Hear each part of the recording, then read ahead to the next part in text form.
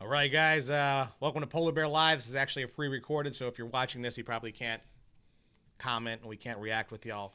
But I have a very funny guest here with me. I got Mike Rayo from New York. From New York. I live in Houston now. Okay. Yeah. Lives in Houston from New York. So I haven't done any kind of research. I'm not even gonna lie. I've been so busy to where like I usually research and like look up people and play clips. But Yeah, we're gonna do the whole thing about anorexia. No, we're not. The shirt. Check the shirt out. That's that right there. Fat lives matter. Yes, And at comedian Mike Rayo. So that's and they do. They matter like a son of a bitch. So.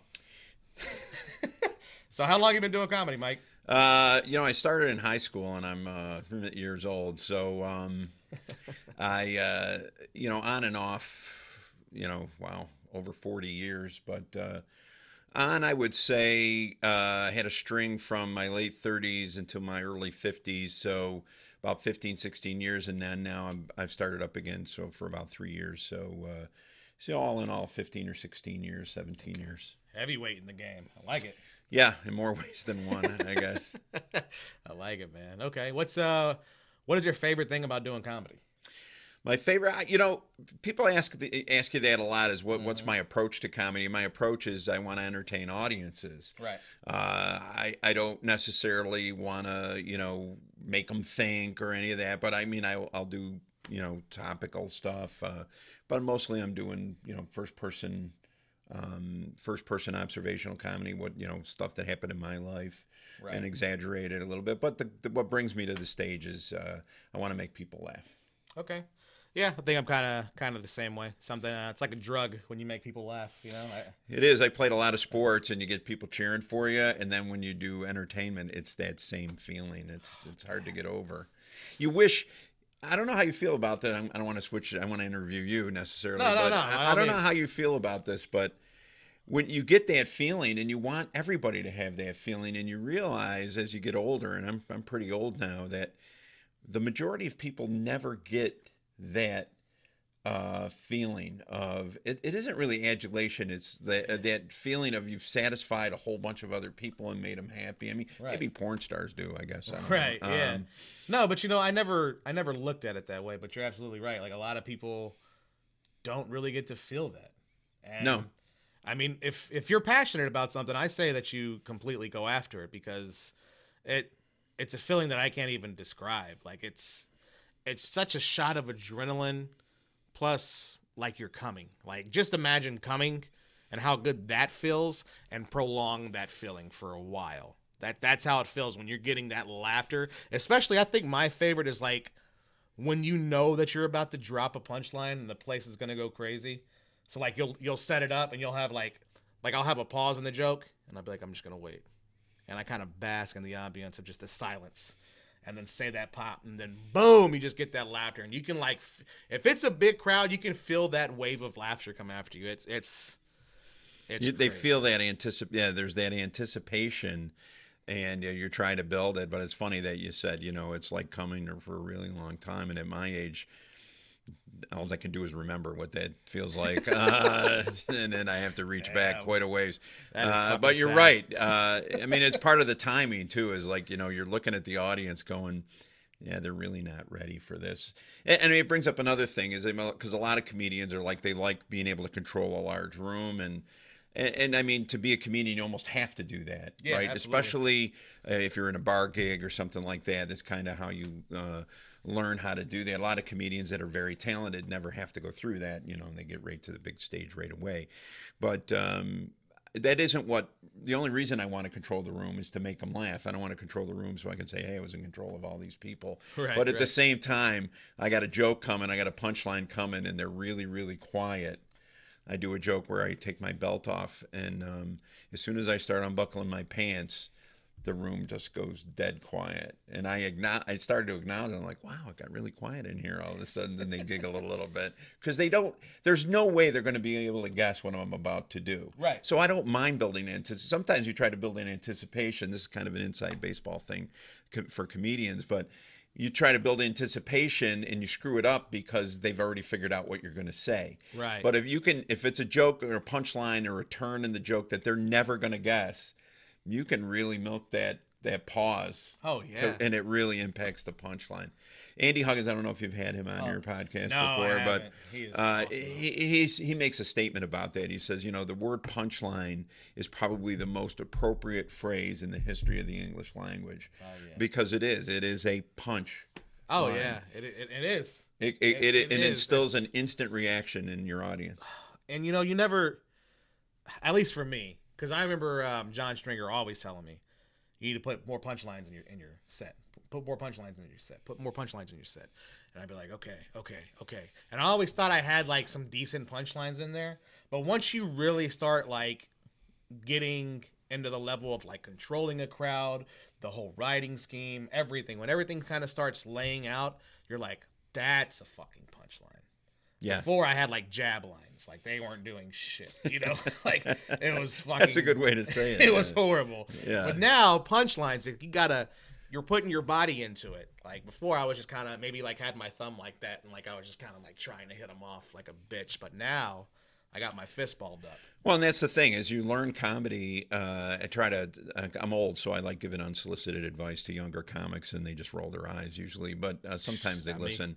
But the thing is that when you talk to them, you say, look, you learn how to construct a joke first. And I'll look at guys. There's a local comic in Houston called Patrick Eady, and a skinny guy now, so I hate him. But he used to be my size, or not quite my size, but he was fat. He's 100 pounds heavier than he is now. The first time I saw him was several years ago, and he wasn't getting any laughs, but he was constructing the jokes perfectly. It's just the material wasn't funny, or was a little too obvious or too offensive. But the joke was constructed properly, and then if it didn't land, he had lines to respond to the fact that the audience wasn't responding. And I go, that guy's going to figure out how to write jokes. Right. He already knows how to construct jokes. All he has to do is figure out the material, and that's a lot easier than people think. The hardest part is how to present a joke so that you can get the laughter. Then how to make it funny. Some people come up with great funny lines or great punchlines, but they haven't, the setup's too long, or it's too distracting or too confusing, so they don't get a laugh and they don't figure out why. He was the first guy I can remember who knew how to construct a joke from the first time I saw him, and he was a brand new comic. And then, of course, inevitably, now I just saw him a couple nights ago at an open mic, just destroys the room every time. That's amazing. Yeah, because he's had so many years he knows what he's doing, and now he knows how to add the right material to it, right? Yeah. And there's so much more that goes into comedy that a lot of y'all don't even think of, or that you... And I don't blame you, because even when I started doing comedy, I never thought of it. I just kind of went up there and, okay, I got these jokes. I know I'm funny in front of my friends, which is what a lot of people say, and it's scary as shit when you hear it, Right. But you learn from it. If for anybody out there who's wanting to do comedy, I would say go after it, do open mic nights, but understand that you are going to eat dicks when you do it. It's inevitable. Either you're going to eat a dick the first night, second night, third night, it's coming, regardless. Right. But the most important thing that you can do is get back on the high horse and just keep going. Like, yeah, you fucking sucked this past open mic. That really sucks. However, you have a redemption. You got to go back. You got to really write your shit out. Why didn't they laugh? A really good thing that I started doing is recording my stuff, and I know a lot of comedians do that. Right. And you can listen to the crowd, and you can build an ear for it of like, okay, this one didn't hit good because of this. Take this out. What else can I put in there that's funny? And you're constantly upgrading your joke. Boom, boom, boom, boom, boom. You're upgrading. So basically think of it as a video game. You have experience points. And the more experience points that you gain, you can do more upgrades. It's exactly how comedy is. You hit it. How long have you been doing comedy? For 8 years now. 8 years, all right. Yeah. So you're obviously a pro. And that's true, because, people ask me, well, what do you think about when you get on stage now? And I'm like, I'm not really thinking about my material. I'm in command of that. I'm looking at the room, how to get everybody's attention. Are they paying attention to me? Yes. And especially when you're doing and during the week, you try to work out new material. So you're on a paid gig, but so you give them your jokes, but you're trying to work out new material. Crowds are usually smaller. Last night we got rained out, so there's like 10 people there. But that's okay, because if you can make 10 people laugh the whole night, if you can hold their attention for 45 minutes, you pretty much know what you're doing. Especially if people who got up before you weren't doing so well, so now they're pissed or bored. and now you get up there, and now you've got to win them back. And so a lot of when you get to a certain level of comedy, it's not like what joke, how am I telling the joke right now? It's like, what do I need to do to make these people laugh? And it's that level of distractibility. And there was a comedian who, Kevin Meaney, who used to say that to me. When you get on stage, he goes, what are you thinking about? And I said, well, I'm trying to get this joke. He goes, you're not ready to perform then. He says, when you're ready to perform your jokes, you shouldn't be thinking about your jokes. And then I saw some specials on TV, the kind of the same thing, a comedian talking about Don Rickles, and Don Rickles would go up to comedians about to go on stage and go, what's your number? And it was like his number of distractibility. Are you down to 1 yet? Is it a 2? Is it a 3? And it was amazing to hear that this really hasn't changed throughout the years of stand-up comedy, which is a fairly new art form, really. Not comedy, but stand-up comedy. And Mrs. Maisel, I don't know if you saw that on Amazon. I'm meandering around here, but there was a point to it.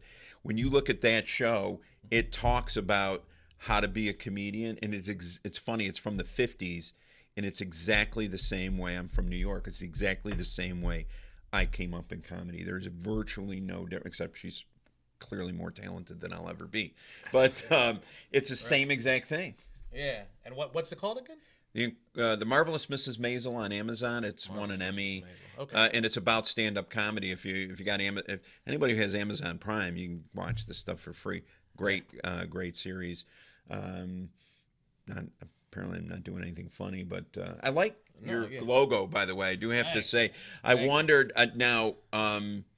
Is he been released from Coca Cola, and that's why he's working for you now? Or that's right. Coca Cola sold him for me originally, and we're fighting that. We're gonna win. So they've been around longer since I've been born, but fuck that. We're gonna get some shit out of it because I got him, Coke. What's up, Coca Cola? Yeah.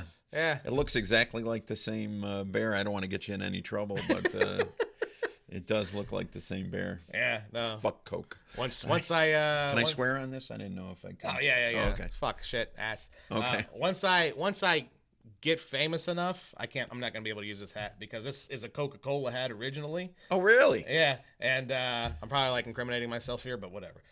They're doing cross-stitch now, are they? Yeah, that's nice. Yeah, so this was originally a Coca-Cola hat that my brother got for me from Las Vegas, and they had Coca-Cola right there. And I was like, yeah, you know what? We're going to put Polar Bear Comedy right there. We're going to just, Well, I don't think they can license polar bears, so you just change the animation a little bit, and you'll be cool. Yeah. Now you're going to get a letter from Coca-Cola, and it's going to be fucking Rayo. I put him on the show, ton of a bitch. He wasn't funny. He talked about the science of comedy. God damn it. And now I'm off the air. Shit. Hey, it is what it is. Shit. Maybe they want me to do a commercial. What's up, Coca-Cola? Yeah. I know I just badmouth you. It's not the best way to get a commercial, but, I love Coke. Yeah. I do. What kind of Coke? Yeah. Coke you drink? Coke you snort? No, I don't. Yeah, my everybody can know I have one vice, and you're looking at it pretty much. What's funny is you lost a lot of weight. I only met you just a short time ago, and I think you've lost weight since then. Yeah. And I look at your picture on the beach there. I don't know if somebody was trying to push you back in the ocean or something, but I see that picture of your your naked body on the beach.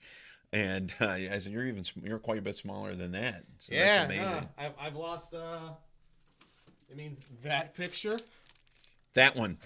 Yeah. Oh. That's all right there. I've slimmed down since then. Oh my God! Turn it around. Look at the back. Look at this. This is those he hooters are just. Oh, you have some beautiful set of chesticles there. You Thanks, really do. Man. Thank you. So I'm down to 320 something, and I weighed 405 pounds. So yeah. Well, here's the thing: is now I can do this podcast because I couldn't do it before because I couldn't fit in the fucking chair. I probably couldn't even climb the stairs. It's really that's awesome. Yeah. Well, it is and it isn't. I want to be around. I got grandchildren and shit like that. Yeah. People are looking at this going, people live that long? Fuck you. Yeah. Ah, man, 85 pounds, that's a big fucking feat, dude. It is. And I took a break just to see if I could eat and maintain the weight I'm at now, and I can. So I'm going to hit the diet again. It's actually a lot easier than I thought it would be. Yeah. My activity level is pretty much zero, so I've got to improve that. Well, I had to get a new knee. This is what happened. Oh, okay. I'm old. When you're old, here's how you know you're really old. When instead of taking pieces out of you, they start putting new pieces in. That's you're fucking old, right? And my knee was worn out, and I could tell it was getting just sore, and it was bothering me. And I went to the doctor, and she took all these X-rays, and then she goes, "Well, you need to see a specialist." And then, of course, you go to the specialist. He takes more X-rays, and then he goes, "You need a new knee." I said, "I know. That's what I'm here." He goes, "You can't have one." He wouldn't give me a knee, and I go, "Why?" He goes, "You're too fat." He goes, no surgeon in the country is going to touch you." I said, "Well, my wife either." But so he goes, "No surgeon's going to touch you." And I looked at him. I go, "Why?" He goes, you can't support the weight of an artificial knee." I said, "Well, how much weight have I got to lose?" I'm figuring I got to lose like 50 pounds or something like that. Right. He goes, "Yeah, you got to lose at least 200 pounds. Jeez. And I'm like, "Holy shit, 200." Now, you're faced with Insane. something, your knee doesn't work anymore, right? Mm-hmm. I'm walking in there on a cane, and I got to lose 200 pounds to get the problem fixed, which I know is impossible. So I look at the doctor and his nurse is in the room, and I go, "How much do I have to weigh to get one of those scooters? Because I think I'm getting a scooter." And his nurse starts laughing, and he goes, "That's not funny, Mr. Rayo." I'm like, "Well, you better tell her that, because she just ran out there to tell everybody else out in the nurse's station what I just said." So, yeah, shit happens, you know. So so I just made a decision. My granddaughter at Christmas did the same thing. She looks at me, and I'm big, and she looks at me and she goes, I'm Italian, so it's Nonu or Papi. So she looks at me and she goes, "Papi, is Santa Claus your brother?" I'm like, "Oh, okay, I'm fat." My wife starts laughing immediately. I'm like, "I'm fat. I got a beard." I get why she would think I'm Santa Claus. Right. Where did that brother come from? You know, really, when you think of what goes through a little kid's mind. Yeah. So I go, "Honey, what makes you think I'm not Santa Claus?" She starts laughing at me. She goes, "Papi, Santa Claus is not that fat." Oh, damn. Whoa. If you don't fit in the Santa Claus costume, you're too fucking fat. Another Coca Cola. Yeah. They're going to be all over Screw this. them. Well, no, I mean, that's their fault. They should have made Santa fatter, and I wouldn't have had that problem. So Yeah. I decided to lose weight when she thought I was too fat. She thinks that's great. I did that joke on TV. It was on TV, and my daughter's it's my daughter's daughter, and they don't really they have cable now, but they didn't have cable then, so it was on Roku. So they're on Amazon or Fox or something. It was on Fox. Right. And I did the joke, and she sees it, and she's like, now she's got to tell all her friends, "My joke, my Papi says my joke on TV," and you know that makes her extra special, which I thought was cool. But I'm like, now she doesn't want me to lose weight, Right. because then I can't do the joke anymore. Damn. And that gives you reason. Like, when I'm on a diet, even when I'm dieting, like, to lose this weight. How much did you lose? So far I've lost 45 pounds. That's good. Since I quit my job, man, I think I've lost close to like 50 or 60. Yeah, because yeah. I was just Poverty sitting- will do that, I won't was it? sitting at a desk. I was getting paid really good money. And when we would work long hours, they would cater with like the shittiest food ever. Oh yeah. And you just sit there and like we'd do like these 36-hour broadcasts, and I would work for like almost 24 hours straight. What did you And do? I was like a social media, like doing their social Oh, media for, like, really? a small multimedia Wow. company. And Explains the beautiful studio and everything. I learned a lot when I was there. I didn't just sit there and work for free. I was like, you know what are they doing? How are they doing this? Just bookers, so you know, because a lot of social people who book off of social media are going to see this because he's a pro. We're funny too. I was on radio and television for over 20 years. Whatever markets we were in, the bookers would book, and they would hope audiences would show up, and they did. We just didn't know how many. Give us a break, for God's sakes. And he says weird because I have other people I'm going to interview too, so don't think he's like weird or anything. No, we're as in older comedians. Oh, okay. Well, but you're that's just okay. Talking shit about yourself. I am. What comedians do. I love talking shit about myself. I do. I am an insult comic, so I have to make fun of myself long enough so everybody knows it's okay when I start lashing out at them. Yes, dude. But sometimes you do it a little too early. Yeah. And especially in today's culture, oh my God. I hate it, dude. I can't stand it. They get offended for you for talking shit about yourself. That's like, I'm such a fat piece of shit. You shouldn't call people fat. I called myself fat. Like, what? What do you mean? Well, you're not fat. No, I got titties, bitch. I am fat. I made fun of a joke. There's a group. I belong to Weight Watchers, by the way. It's a great group. And there's a group for fat people in denial. A little plug for Weight Watchers. Yeah, well, there's a reason. There's a group for fat people in denial called Overeaters Anonymous. Uh-huh. I'm like, are you fucking kidding me? Anonymous? Look, if you see 20 fat people waddling out of a church at 10 o'clock at night, and they didn't say bake sale on the door, there's nothing anonymous about being an overeater. And there's a booker actually interrupts me. This is during an audition, and interrupts me and goes, well, they have people with anorexia and bulimia in these groups too. I'm like, I quit. I mean, really, shut up. It's just a joke, and it's an innocuous one. I'm like, you can't. What do you belong to? Ugly People Anonymous? You can't have groups that can't really be anonymous. It's just, and then the worst. I mean, this is my old guy rant. And then the other thing was, have you seen this? Somebody comes up to you. Somebody walked up to me and goes, hi, I'm Fred, he, him. I said, you don't look he, him. I said, is that an Asian name? You don't look Asian. He goes, no, he, him. Those are the pronouns I want to be called by. What? Yeah. And I learned later that it's this whole thing where people want to not use their identify. Well, this guy obviously was cisgender. I didn't know what that meant. Yeah. I do now, but I say cisgender because it's stupid. And I'm going to piss off a lot of pretty much how many people watch this? 50,000 people. Yeah, you'll be down to 20,000 next week.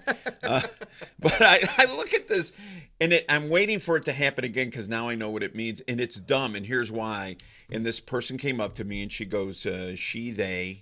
Or she, or it's some word I didn't understand. And I go, that's the pronoun you want to be identified by? And she goes, yeah. And I'm like, okay. Well, you understand what you're giving me are third person pronouns, which means I'm not going to use them until you're not here. Right. And those aren't the pronouns I'm going to use to describe you when you're gone. There's going to be things like dumb and ass and idiot. And I'm not using those pronouns. This is the dumbest thing that has hit popular culture.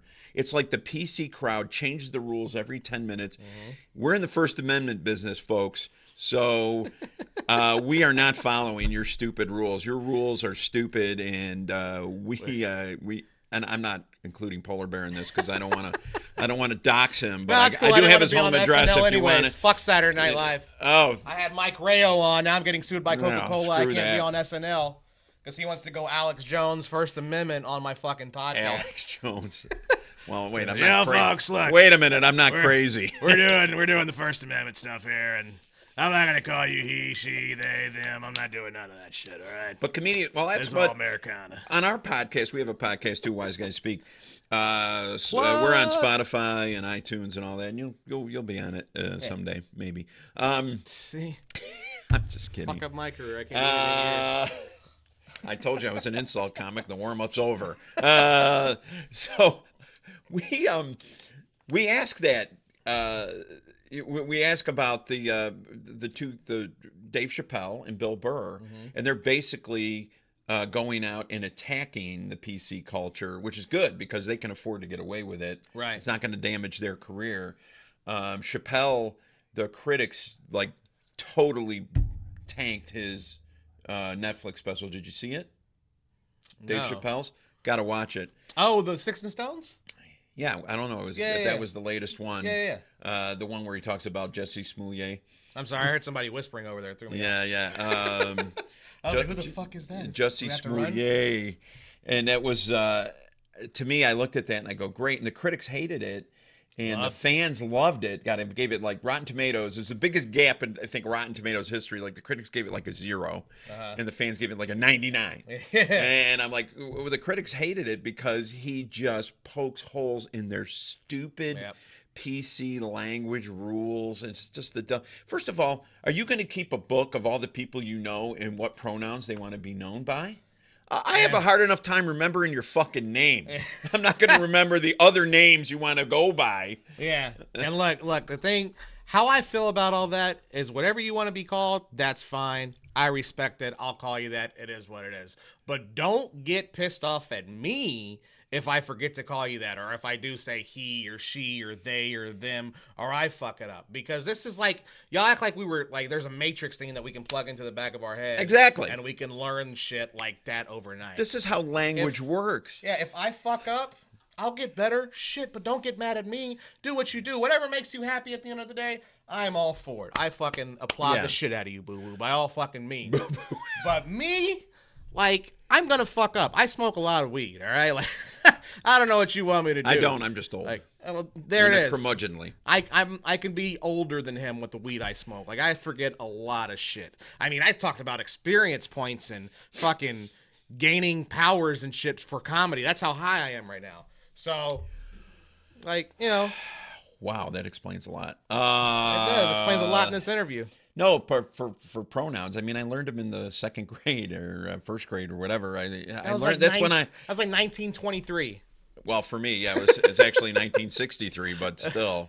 For most of your viewers, they're like, he was alive back then? I was in school back then. Fuck you.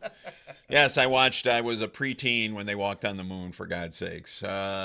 So, yeah, I mean, to me, I'm like, and I'm going to die off, so just let it go. Take it easy on me, because I'm not going to be around much longer. And then your rules will be the rules, but I can't keep a book. Right, you said plug in a chip. I can't remember I'm going to remember your name, your nickname, maybe. That's it.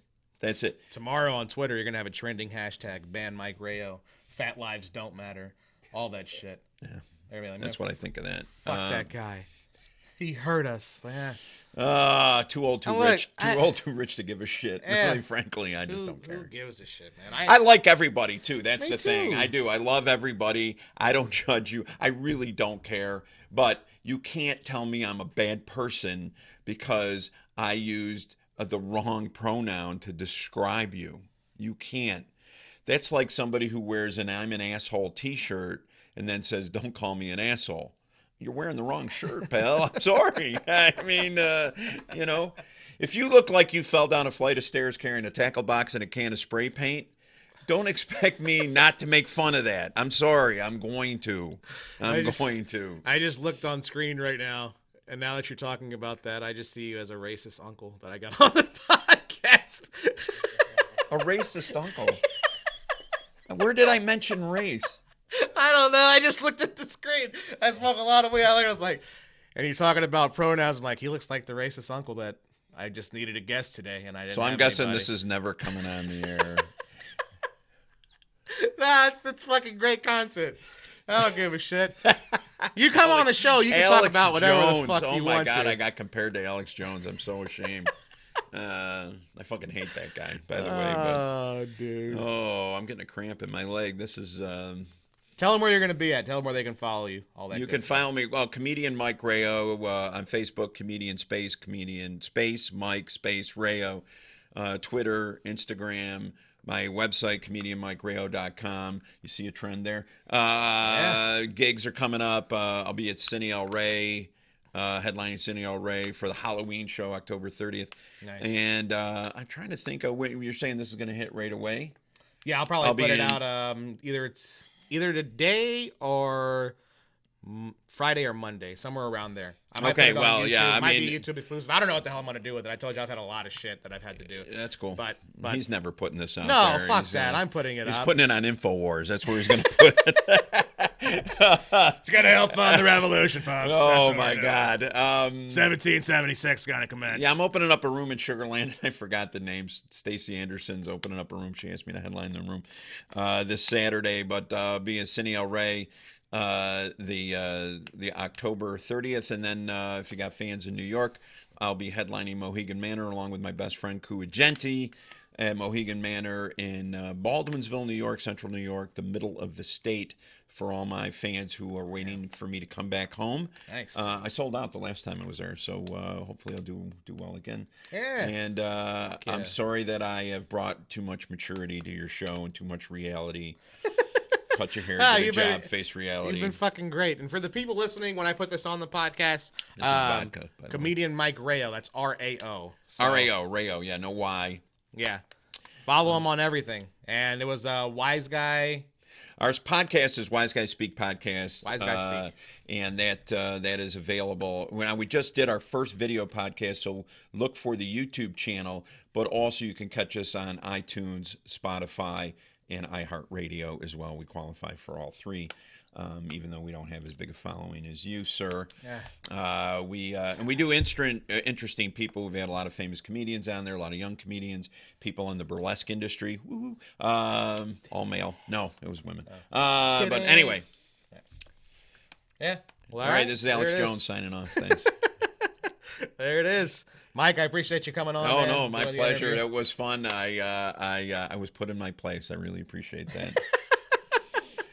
That was a great podcast. Look, we got 30 minutes of an interview. Now we're gonna. Did we? Okay. Yeah. Well, I got to get out of here. That's great stuff. We're Goodbye. gonna. See you later. Goodbye, everybody. I do voices. Oh, do it again. Goodbye. Yes, well, lovely. I never. That's, by the way, I'll leave you with some old person advice. Never hire Sean Connery and to teach your dog how to sit. Shit. Think about that shit. Shit. Shit. Oh my God! Don't shit. Roll over. No. All right. All right. The first voice. The goodbye. Goodbye, Bobby. Bobby's World. That's an old story. If you have me back, I'll tell you how I got that voice, but it's not for Bobby's World. It was for a Disney film that I never got. But anyway. All right. Well, Another story, not stand-up comedy. if you ever want to bring back Bobby's World, here's your guy right here. No, he's still alive, that fucker. Howie Mandel, but Yes, he's afraid he's to great. touch anything. Yeah, but he does this. He does one of my jokes on TV, so Oh, does he? thanks.